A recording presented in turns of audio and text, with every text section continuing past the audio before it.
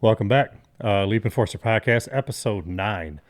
We are here to talk about the NFL draft. 2025 draft is this week. Green Bay, Wisconsin, Lambeau Field. It's been a lot of talk every morning, ESPN, NFL Network. That's all that's been on there as far as NFL goes.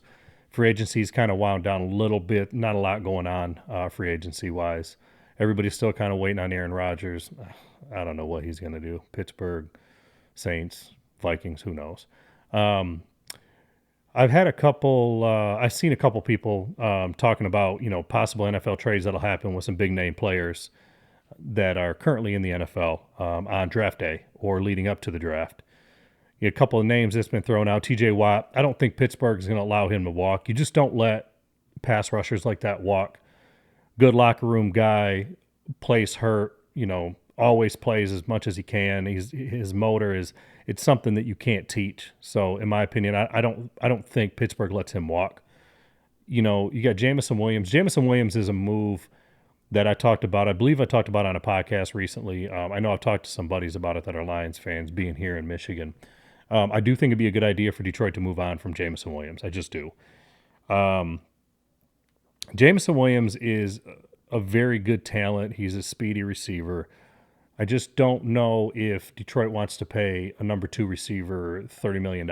So I don't think the team wants to pick up the 5th-year option.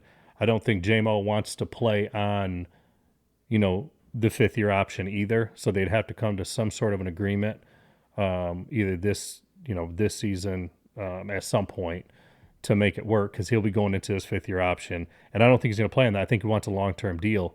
And then you look at a team like Cincy that just did it with T. Higgins and Jamar Chase. I mean, between Burrow, Chase, and Higgins, they have half their salary cap almost wrapped up in those 3 players.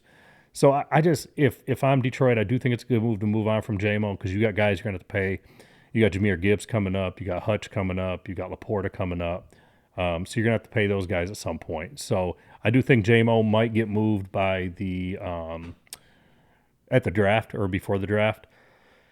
I kind of see him going to a team, something like a Denver, maybe Chargers, a team out there that is kind of fringe playoff ready, but not quite there. They need a number 1 receiver or a solid number 2. The other one, Jair. Who knows what's going to happen with Jair? I don't know. I'm kind of over talking about the Jair situation. You're not going to get anything for him right now. So, you're on a completely, you're on a sell low. So why would you even give him up? You're going to have to pay for most of the contract, if not half the contract. You're going to let him go for what? A 5th rounder? Like, what are you going to get for him? The guy's played, I think it's been like 41 or 42% of snaps since 21. I would say keep him. In my opinion, you might as well keep him at this point. If you're going to pay him, you might as well keep him for another season. We need corners in Green Bay. We don't have hardly any corners right now. We got a young secondary. Safety's good, but, we need corners. So I'm not going to go on the Jair thing too much, but leading into the draft. So what do I see happening? Every time I look at this draft, I think of 2021's draft. Reason I say that, let's go through the top 5 picks. The top 5 quarterbacks and the top 15 picks that were taken. Trevor Lawrence, Zach Wilson, Trey Lance, Justin Fields, and Mac Jones. None of those guys are good quarterbacks. Trevor Lawrence is okay. I think he's the best out of those 5. You got a lot of career backups, in my opinion, and teams were reaching for them. Trevor Lawrence was number 1. Zach Wilson was number 2. Trey Lance was number 3. Justin Fields was number 11. Mac Jones was 15. There was so much more talent in that draft. Like, if you go through that draft, like, look who else was in there. Kyle Pitts, Jamar Chase, Jalen Waddle, Penei Sewell. You got Patrick Surtain, Devontae Smith, Micah Parsons. All of these guys were in the mix right there that people could have took instead of Trey Lance, Zach Wilson, Mac Jones. Like, you got a bunch of career backups, but you got very, very, very strong players at other positions, whether it's Jamar Chase at wide receiver, or Micah Parsons at linebacker. Like, you got some of the best playmakers in the league that are in these drafts, but these teams reach. They reach for these quarterbacks because you got to have a quarterback to win in the NFL.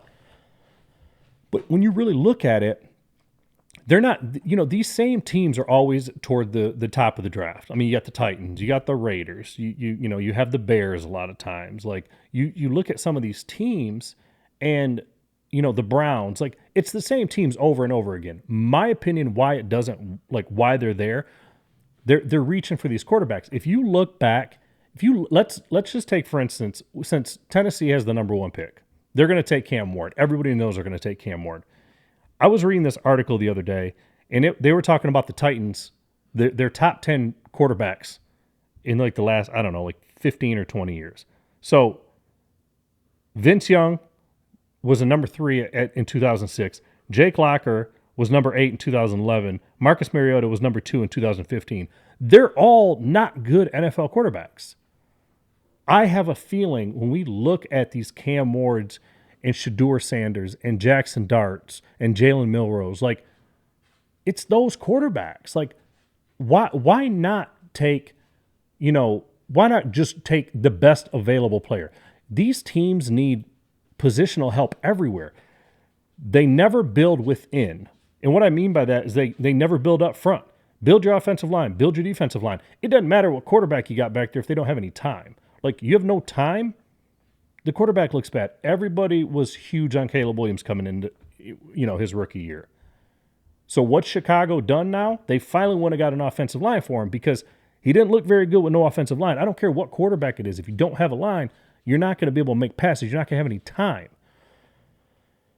Look at Sam Darnold. Sam Darnold hasn't looked good, and then you got an offensive line in front of him in Minnesota last year, and damn, one of the highest QBRs in the league, one of the best quarterbacks in the league last year. I mean, he led that team to the playoffs.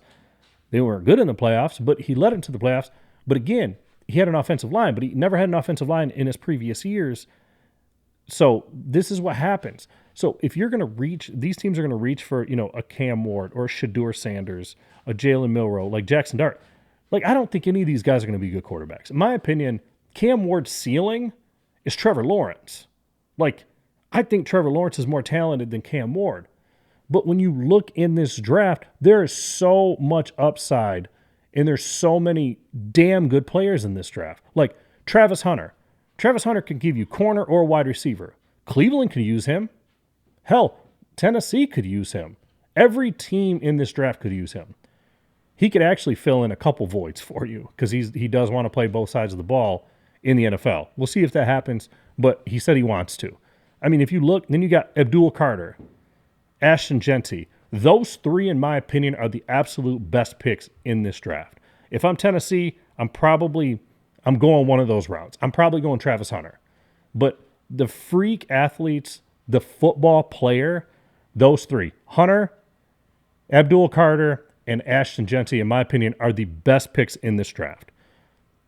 Nobody was high on running backs, it seemed like, until this past season when Saquon went crazy, Josh Jacobs went crazy, Derrick Henry did really well for his new team. Like all these guys that got moved, Joe Mixon, these guys that got moved, they played so well for the team. So now the running back is kind of a focus again. And I think if you look at the top five, I mean, Cleveland could use a running back, Giants could use a running back, Patriots use a running back. I mean, all these teams could essentially use a running back. I don't think Genty gets past New England. I think he'd be a great pairing with Drake May in the backfield for New England. If he does make it past there, I don't think he gets past the Raiders. But, when you look at, I was looking at Peter Schrager's mock draft, and he actually has Shedeur drop down to I think it was 21 to the Steelers. I think that may be too high for Sanders. My opinion on Sanders, he played at a mediocre college. I mean, Colorado is not the greatest college football school. It just isn't.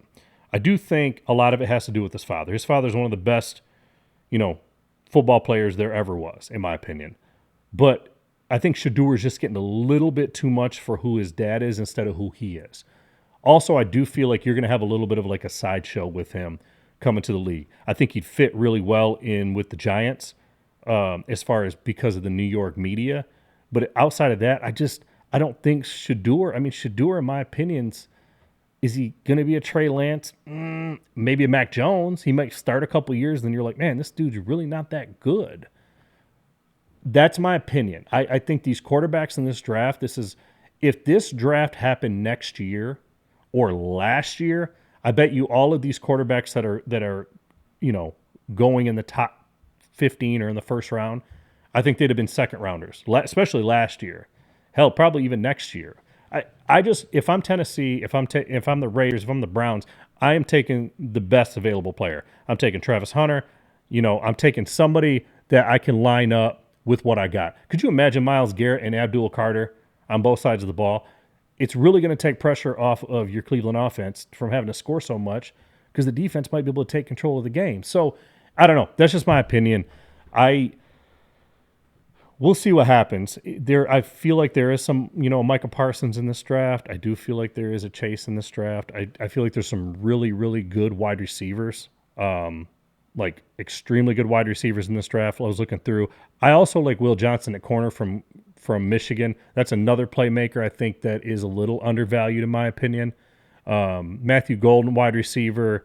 Tatoria. There's so many. Like Tatori McMillan, there's so many good wide receivers in this draft that I would take more of a gamble on a wide receiver somewhere in the top 10 than maybe going after a mediocre quarterback, because I understand you got to have somebody to throw them the ball. I also understand these teams that don't have an offensive line or a defensive line, they need to start up front to get that. But what my point is if you want a playmaker, look at Malik Neighbors. Malik Neighbors, who's he got throwing him the ball? He had a hell of a season last year with no quarterback. They are going to try to figure out the quarterback situation. They got Winston, they got Russ. Like, I think they're going to figure that out at some point, and I think they'll take a step forward this year. But my point is, I just think that these teams are going to start reaching, and they're going to be in the same position next year and the next year. And at some point, somebody's going to hit the jackpot with Arch Manning. I don't know if he's coming out next year, if he's going to come out the following year. He's got so much NIL money, so we'll see what happens. But that's a couple years down the road. So draft-wise, Travis Hunter, I think, is going to be the best player out of this draft. And then Abdul Carter, I think, is going to be the second best. Ashton Jeanty is just a freak of nature. I think the guy is a second coming of Saquon. I just think he's going to be a freak of nature. He's going to make a huge change to some team. I think best fit for him, like I said, I think the Patriots would be a good fit. I think the Raiders be a good fit. I think the ideal fit for him would probably be the Bears, as much as I hate to say that. Him and Swift, that would just give you a 1-2 punch that I don't think anybody in the North wants to mess with. So we'll see what happens. Green Bay, what do I want Green Bay to do? Hell, what are they going to do? Go offensive lineman like they do? I don't know. I think we need to go edge rusher. I think we need to go corner. But I think if we've got, a McMillan, one of these top, wide receivers up there, Golden, there's a couple of them that I wish we would do, but we just don't take offense in the first round. We didn't go out and really get anybody. We got McCall Hardman. That's it. Watson's out till probably week 12. I want to see us. I understand the defensive end, but I would love for us to go wide receiver. I know we need corner. I would probably address corner in the second round, just because I feel like at 23, you're going to probably not get a top corner depending on how they go. But again, if Will Johnson's there from Michigan, I don't know. I might actually take a gamble on him and go that route. But I like Will Johnson. I like Matthew Golden at wide receiver. But if Will Johnson's there at corner, that might be a good pick depending on what wide receivers go. But defensive end, there is still a couple guys out there. If Pittsburgh decides to trade Watt, which I don't think they will, they'll want so much for him. And then Hendrickson, since he's having issues with that because they got so much loaded into those contracts with Burrow, Higgins, and Jamar Chase. So I don't know what they're going to do with Hendrickson. So it'd be kind of interesting to see if one of those guys become available for Green Bay. Van Ness hasn't made the strides that we were hoping for. Rashawn Gary, he's been playing. He plays better, it seems like, later in the season. I just don't feel like we're getting the sacks that we thought we were going to get from him. So I don't know. Your guess is as good as mine. I just think that my point behind this is these teams up in the top, they're in this same position year after year after year. And I feel like there's a reason they're in this position year after year. If you look at some of the really good teams, if you look at the way that Brad Holmes is drafted for the Lions, Penei Sewell wasn't the cutest pick. But guess what? One of the best offensive linemen in football. It doesn't always have to be the cute pick. And I understand Green Bay does that. I understand there's a lot of other teams that, they take these offensive linemen. It's not the cutest pick, but it's the best football move. You got to build from within. If you build up front, you make quarterbacks like Jared Goff look like one of the best quarterbacks in the league. When we all know, in my opinion, Jared Goff's the reason the Lions don't make it further in the playoffs. I'm not going to get into that, but my point behind that is that offensive line, that run game, all the playmakers around him makes him look like a good quarterback. It's like Brock Purdy with the Niners. Brock Purdy's not a great quarterback. He's a game manager. But you give him Debo, you give him Ayuk, you give him Kittle, you give him McCaffrey, you give him all these guys, and you give him some of the best offensive linemen in the league, Trent Williams, like you give him some of that offensive line, it makes them look good. You just got to put him in a position to not fail. The problem is these teams are just throwing these Vince Youngs, these Will Levises, these guys that they're taking, first, second round quarterbacks, Mariota, they're not good. Look at Aiden O'Connell, like with the Raiders, like not good. Like these guys, they're just throwing them to the wolves. Like be the guy. We need the next Peyton. We need the next Rodgers. We need the next Mahomes. There's probably not a Mahomes in a draft for a while. I like Arch coming out in the next couple of years, but this QB draft class people are reaching on, it is so overhyped in my opinion. I would love to still be doing this podcast in a few years and come back to this and just look at it. I don't know. Let me know what you guys think. I think Cam Ward's ceiling is Trevor Lawrence. That might be kind of harsh, but that's just my opinion on it. I don't see him being a great quarterback in the NFL. So I don't know. What do you message me, leave me a comment. Let me know what you guys want your teams to do. I hope Green Bay could figure out a way to trade up and get Travis Hunter because we could use him at corner and wide receiver. I don't know. Give up Jair, give up our 23rd pick and move up to 2. It ain't gonna happen because I know Cleveland and the Giants are taking calls for those 2 picks. Let me tell you this: every team in the top 10 in the draft is probably taking phone calls because they're going to be open to anything. Because if a team calls you and they're like, "Hey, we'll give you, way too much for number 2," they're gonna listen. It's just one of the things. Hey, you want Mahomes at number 2? They would make that trade, but they're not making that move. But I'm just saying, all those teams are fielding phone calls. So I hate when ESPN's like, oh, they're fielding phone calls at the 2 and the 3. We know that. Okay, you're gonna have to give up a lot. Some of those teams might move back, and if that tells you anything, if you look at it from a Browns perspective or a Giants perspective, both those teams really need a quarterback because, the Giants got a couple aging quarterbacks. The Browns don't have a quarterback really. They got a guy they paid all this guaranteed money to that doesn't play in Watson. So they need quarterbacks, but I think they're in the same position right now. They're realizing at the top of that draft, there's not that for sure quarterback. And I think that's probably why they're trying to trade back. I don't think they will because I think they're in the best 2 slots because they're not going to make a mistake and take Cam Ward. They can take Travis Hunter. They can take Abdul Carter. Genty's going to fall into somebody's lap in that top 10. I wouldn't be surprised to see Dallas move up to try to get him or Chicago to move up to try to get him. But we'll see what happens. I don't know. That's just my take on it. Come on, Green Bay. Go get a damn wide receiver, please. Give Love some help. We're going to need some help with, Watts, see Watt out and not knowing what's going on with Dobbs. So I think there's going to be quite a few draft day trades within itself of picks. I don't see a lot of current NFL players getting traded, but the 3 I mentioned, I think J-Mo will be on the move. I don't think Watt will be moved, and I don't think Jair will be moved because I just don't think there's any value there for him right now. So, but anyways, I just want to hop on here and do a draft video. Hopefully you guys made it this far. If you did, let me know what you would want your team to draft or who you'd want them to draft or what position you want them to draft. And I'll follow up this podcast next week with another podcast based on, the draft results and how I think teams did and things like that. So, but anyways, let's see how it goes. And at least the draft is in the best football city in the world. Go Pack Go, Lambeau Field, everybody that went, I hope you guys have a blast. I was going to go, been back and forth. I've been working a ton, so I just decided it's just too many people. So anyways, you guys have fun. Stay dry if it starts raining out there. And again, I love people tagging me in all the videos in Green Bay of like all of the building and you know, the draft stage and all the stuff that's happening around there. It's just wild because Green Bay is not set up for the draft. Like that city, like to have that many people, even on game days, it's wild. So just to take that and times that by, you know, 3 or 4, it just seems like I don't know where people are staying at because there's only so many hotels. Probably staying up in Appleton or something like that. So, but anyways, shoot me a message, leave a comment, give me a follow. Hopefully you guys enjoy these. I enjoy doing them. I do it for fun. So, but anyways, go Pack, go.